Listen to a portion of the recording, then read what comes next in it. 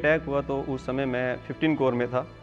वहाँ पे मुझे बिहार रेजिमेंट के कुछ बंदे मिले जिन्होंने मुझे बताया कि उड़ी में उनके साथ ये हादसा हुआ। जो एक्यूरेट कैजुअल्टी थी उनकी तो उसका उन्हें भी पता नहीं था, तो उन्होंने बताया कि लगभग 15 से 20 बंदे उनके इस हादसे में कैजुअल्टी हुए हैं। तो उनको ये नहीं पता था कि मैं पैरा स्पेशल फोर्स से ताल्लुक़ रखता हूँ।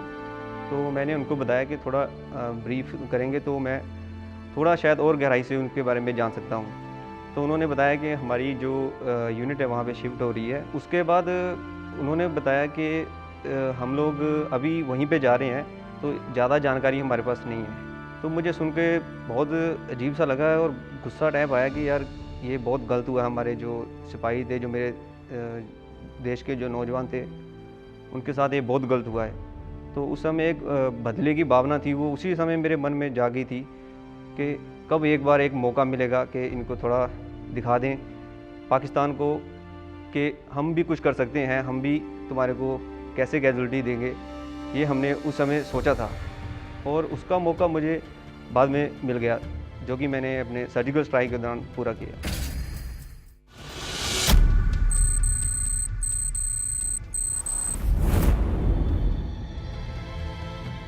उड़ी में जब अटैक हुआ था तो उस टाइम मैं भी वहीं पे था। जो वहाँ का सिचुएशन था और जब हमने अपनी कैजुअल्टीज़ देखी तो हमारे अंदर एक अलग टाइप का गुस्सा था। हमारे बिहार रेजिमेंट के ही कुछ जेसीओ साहब थे, सिपाही थे। तो हमने उनसे बात किया तो उन लोगों ने बताया कि ये गलत हुआ है और इसका बदला लेना। हमारी टीम ने उस टाइम भी उन्हें आश्वासन दिया कि भारतीय फ़ौज के साथ और हम सब एक ही फ़ौज हैं और हम इसका बदला ज़रूर लेंगे और उन्हें जल्द से जल्द इस चीज़ का इंसाफ दिलाएंगे।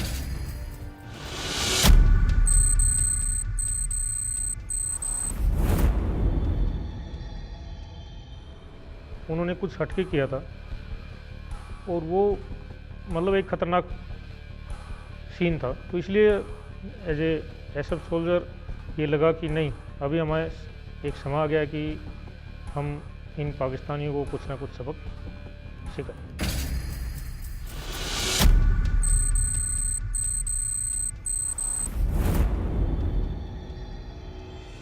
जितना हमारे ऊपर वो कर रहे हैं तो अभी यानी कि हद से भी यानी ऊपर चला गया है, पानी अभी ऊपर है। तो हमें जल्दी से जल्दी इसके क्या है ऑर्डर मिलना चाहिए और जल्दी हमें इसका रिएक्ट करना चाहिए। जितने उनके लॉन्चिंग पैड हैं या कुछ जहाँ से यानी कि इन्फिल्ट्रेशन वो कर रहे हैं, जिसके माध्यम से कर रहे हैं, तो उनको सबक सिखाना बहुत ज़रूरी है।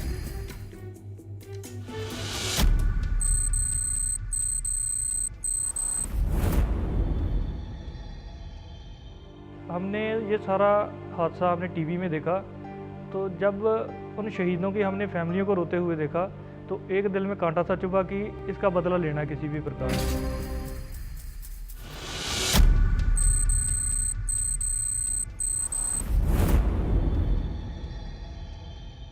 हमारे कोर कमांडर भी, जीओसी भी, हमारे ब्रिगेड कमांडर सब लोग बोल रहे थे कि यार ये करना है और ये आप लोगों को ही करना है।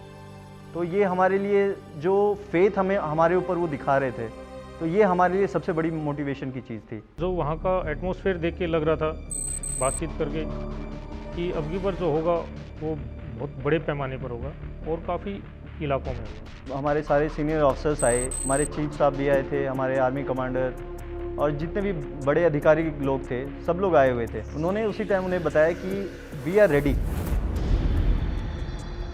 हमारे कमांडिंग ऑफिसर साहब को रोल मिल गया था, लेकिन जगह, टाइम वो सब हमने फिक्स करना था। डायरेक्शन सबकी तरफ से एक ही था कि इसका बहुत ही मल्टीपल जगह पे और इसका जो रिएक्शन है वो काफ़ी हार्श और ये काफ़ी यादगार होना चाहिए।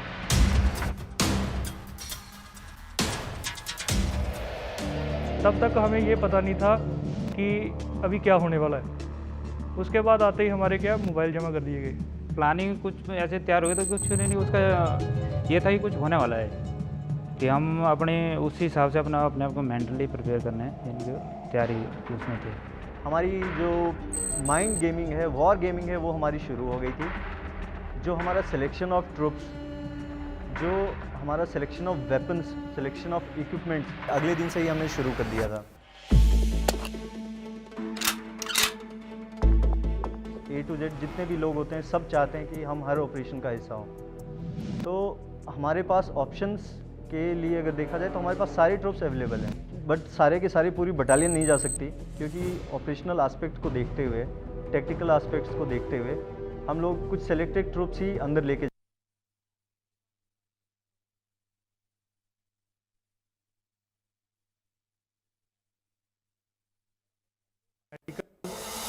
वेपन डेमोलिशन सभी स्किल में एक एक बंदा हर स्क्वाड में, जैसे 7-8 बंदे एक स्क्वाड में हैं तो उसमें सभी में एक एक स्किल का मतलब जो कमांडो है माहिर होता है। सभी स्किल्स के हमने एक ऐसा कंपोजिशन बनाया था जिसमें 3-4 पर्सन जो हैं वो डेमोलिशन क्वालिफाइड हों, 3-4 के आसपास मेडिकल स्पेशलिस्ट हों, कुछ उसमें वेपन स्पेशलिस्ट हों, या उसमें कुछ ऐसे हों जो आईडी स्पेशलिस्ट हों। तो इस प्रकार का एक कंपोजिशन जो हमने तैयार करना था। ट्रूप्स के सिलेक्शन करने के बाद हम लोगों ने अपने टारगेट से रिलेटेड और ऑपरेशन से रिलेटेड जो अपना हमारा मिशन था उससे रिलेटेड ट्रेनिंग की, उससे रिलेटेड जितने भी हमें डॉक्यूमेंट्स की ज़रूरत थी, जितने भी हमें मैप्स की, जितने हमें अलग अलग चीज़ों की ज़रूरत थी, वो सारा हमने कलेक्ट किया। सर्जिकल स्ट्राइक की प्रिपरेशन के लिए सबसे पहले जो हमारा टारगेट था उसका हम लोगों ने सैंड मॉडल, उसका जो सेम टारगेट जैसा कि हमें ग्राउंड पे मिलेगा ऐसा टारगेट हमने बनाया। फिर उसके ऊपर हमने वॉर गेमिंग की, जिसमें कि हमारे सारे के सारे ट्रूप्स जिन्होंने उसमें हिस्सा लेना था वो सारे बैठ के फिर पूरी रात हम लोग उस पर डिस्कशन करते थे कि कहाँ से क्या पॉसिबिलिटीज़ है, हम कैसे जाएंगे, कैसे इसे कंडक्ट करेंगे, कैसे इसे कैरी आउट करेंगे, और उसमें जितने भी कंटिजेंसी प्लानिंग सब कुछ हम लोगों ने उसे लगभग 2 रात और 2 दिन में बैठ के ये सारा प्लानिंग किया। मैं 28 डिव कुपवाड़ा वाली पार्टी में था, 19 डिव में बारामूला में है जो कि उन्होंने लिपा वैली में ऑपरेट करना था। तो 90 डिव बारामूला में अल्फ़ा और ब्रावो ऑपरेट कर रहे थे, वाड़ा में चार्ली और डेल्टा 20 डिव में ऑपरेट कर रहे थे, 20 डिव में ऑपरेट कर रहे थे।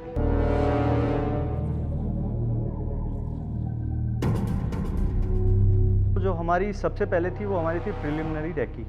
जैसे कि हमारे जो टारगेट्स थे तो उन टारगेट्स पे जाने के लिए हमने लगभग 8 दिन पहले से ही अपनी रेकी टीम जो होती है हमारी CTR जिसे हम बोलते हैं, क्लोज टारगेट रेकी टीम, तो हमारी अलग अलग 4 से 5 क्लोज टारगेट रेकी टीम अलग अलग डायरेक्शंस थे जो हमारे टारगेट की प्रिलिमिनरी रेकी के लिए गई।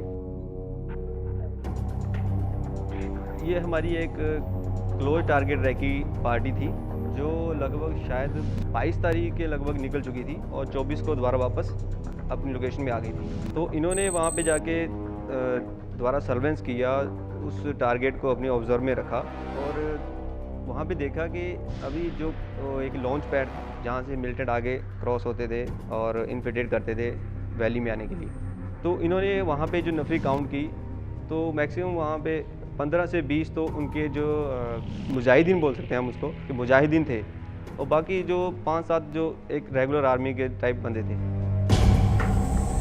हमारे CO साहब के डायरेक्शंस के अनुसार फिर हम लोगों ने अपना इंडक्शन शुरू किया।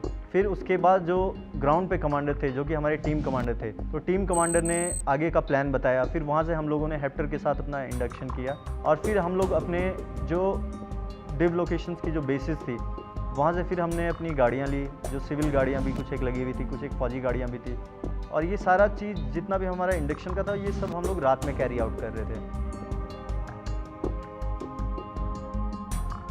तो जितना भी व्हीकल मूव था उनकी सारी गाड़ियों की हम लोगों ने लाइट्स ऑफ कर रखी थी ताकि दूर से किसी को पता नहीं चले कि कोई यहाँ पे मूवमेंट हो रही है। और उसी हिसाब से हमारे जो व्हीकल्स थे वो कैमोफ्लेज भी थे, जो फौजी व्हीकल्स थे, और जो सिविल व्हीकल्स थे वो उन्हें वैसे भी पता नहीं चल पाता कि सिविल व्हीकल्स का कि ये किस चीज़ का है। तो जो हमारी मूव थी वो काफ़ी कंसील्ड थी और जितना भी मूव था हमारा इंडक्शन का वो सारा का सारा रात में था।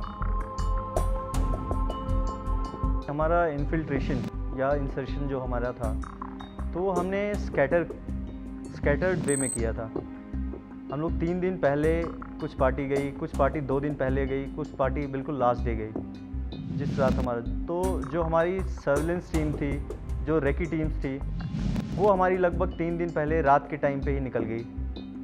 जो हमारी सपोर्ट ग्रुप, जो हमारे बाकी पार्टीज़ थे वो लगभग 2 दिन पहले निकले, और जो हमारी स्ट्राइक टीम्स थी वो बिल्कुल एक दिन पहले, लगभग 24 आवर्स पहले उन्होंने अपना मूव किया।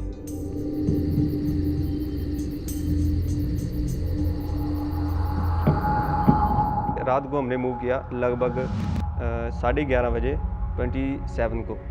तो कुछ पार्टी हमारी 11 बजे निकली, कुछ 11:15, कुछ 11:30, ऐसे हमने छोटे छोटे ट्रुपों में अपनी आगे पार्टियाँ भेजी। तो वहाँ से हम लोग जो हमारी LC की लास्ट पोस्ट थी, वहाँ से लगभग आधा किलोमीटर पहले हमें गाड़ियों ने ड्रॉप कर दिया। वहाँ से हमारे ट्रुप जैसे जो पार्टी पहुँचती थी, हम लोग वहाँ से अपना अलग अलग मार्च करते गए। हम लोगों ने लगभग 2 से 3 और कुछ एक टारगेट के लिए 3 से 4 रूट का भी सिलेक्शन किया था, और उसकी हमने क्लोज टारगेट रेकी भी की।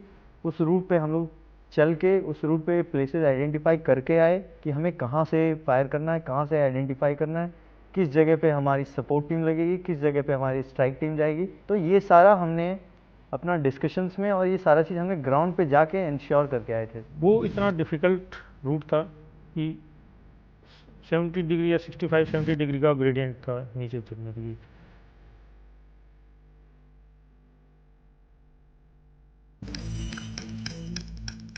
जब हम गए तो हम कंटिन्यू रोप लगाते हुए गए वहाँ पर, और छोटी छोटी टुकड़ियों में बिल्कुल प्रॉपर सर्वेलेंस करते हुए कि 1 घंटे में मुश्किल से 100 से 150 मीटर हम मूव कर पाते। सभी का लोड मैनेजमेंट बराबर था, अप्रोक्स 30 से 35 kg वेट था सभी के पास, जिसमें उसका आर्म्स, अम्युनिशन, खुद का इंडिविजुअल का पर्सनल सामान, क्लोथिंग, ये सब उसमें राशन। हमारे स्क्वाड में हम लोग अपना पर्टिकुलर स्क्वाड वेपन्स और अपना पर्सनल वेपन्स कैरी करके गए थे।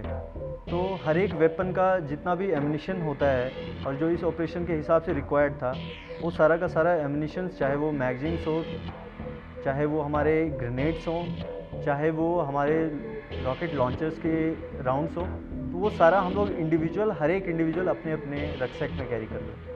हमारे पास पर्सनल वेपन है, असाल्ट राइफल्स हैं अपनी। उसके बाद में स्पोर्ट वेपन में हमारे पास मशीन गन्स हैं, रॉकेट लॉन्चर्स हैं, ये सब है हमारे पास।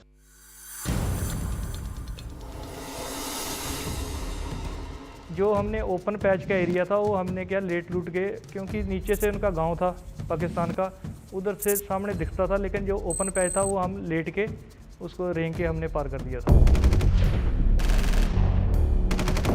28 को रात को 11 बजे के करीब उन्होंने एक हैवी फायर शुरू कर दिया, जो कि उनकी जो रूटीन फायर थी उसमें शामिल नहीं था, क्योंकि हमने पहले उसे टारगेट को देख रखा था। तो वो क्या करते थे, कभी कभी रात को 10 बजे, 11 बजे, कोई रूटीन नहीं था, पर 2 या 3 राउंड फायर करते थे विद इन 2 आवर्स 3 आवर्स ऐसे में।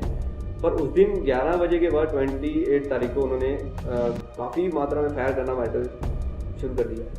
वो ऐसा नहीं था कि हम डिटेक्ट हुए, वो उनको थोड़ा डर लग रहा था। वो लोग भी ऐसा लग रहा था हमें जैसे उन्हें भी पता हो कि हमारे ऊपर कुछ होने वाला है। तो हम लोग जब रात को मूव कर रहे थे तो वो लोग अपने जस्ट नीचे जो नाला होता है, तो नाले में वो लोग रात में 2-2 round, 3-3 round different time intervals पे फायर करते थे। जैसे सेंट्री चेंज होते हैं तो सेंट्री चेंज पे फिर वो फायर करते हैं। तो वो लोग अपना फायर कर रहे थे, और एक रात पहले उन्होंने जो हमारे एरिया में काफ़ी ज़्यादा फायरिंग की थी, तो वो लोग भी काफ़ी डरे हुए थे, वो लोग भी एक्सपेक्ट कर रहे थे। 10-11 बजे उधर जहाँ हमारा टारगेट था उससे 200-300 मीटर पीछे थे, पीछे हमने होल्ड किया और उधर से हमने क्या दोबारा रेकी करना शुरू कर दी उनकी। हम लोग उनके सेंट्रीज को हम लोग देख पा रहे थे, उनकी पेट्रोलिंग पार्टी जो घूम रही थी, तो उनके हथियार जैसे कि वो पीछे लेके घूम रहे थे अपने बैग पे, तो ये हम लोग ये सारा चीज़ ऑब्जर्व कर रहे थे।